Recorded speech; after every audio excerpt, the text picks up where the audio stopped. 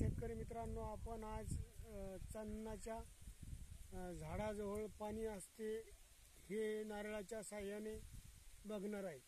तरी ज्या चन्नाच्या झाडाच्या बाजूला पाणी असते ते झाड हिरवगार असतं व कवळं लुसलुसीत दिसतं। तरी आपण बघूया मित्रांनो की ह्या झाडाजवळ पाणी आहे किंवा नाही। तरी मी तुम्हाला नारळाच्या साह्याने हे चेक करून दाखवतो मित्रांनो।